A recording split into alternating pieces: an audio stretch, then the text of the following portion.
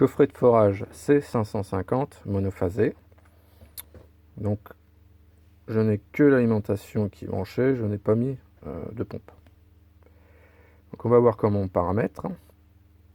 Donc on va régler intensité maxi et intensité mini. Donc pour ça, on appuie sur prog. Donc on voit la petite LED sur IH qui s'allume ici d'usine à 0,8 A et régler l'intensité maxi, sachant qu'on peut régler de 0, ce qui n'est pas utile, à 15,9 A.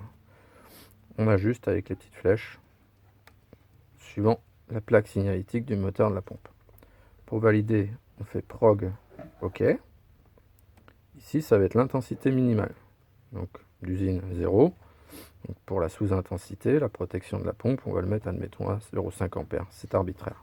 On valide prog OK. Ici, c'est la temporisation de redémarrage en cas de problème de sous-intensité. Donc par exemple, un manque d'eau.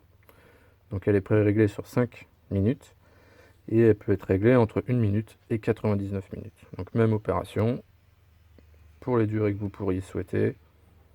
5 minutes ou 10 minutes, c'est très bien. On va mettre 15. Donc je valide.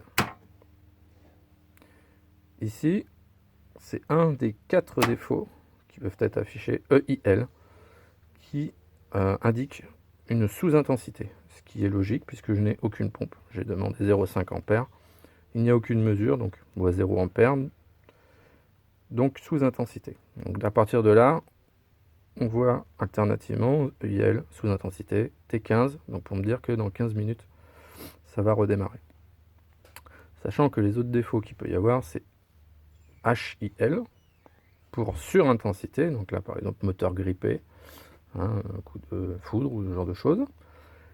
Et dans l'autre sens, on va nous prévenir également avec 2 types de défauts, de sous-tension ou surtension, EIH ou EUH, sachant que pour le monophasé, la plage de fonctionnement préréglée d'usine et qui n'est pas modifiable, c'est 195 volts à 240 volts. Donc si on sort de cette plage, on va avoir un défaut qui va nous être signalé par le coffret.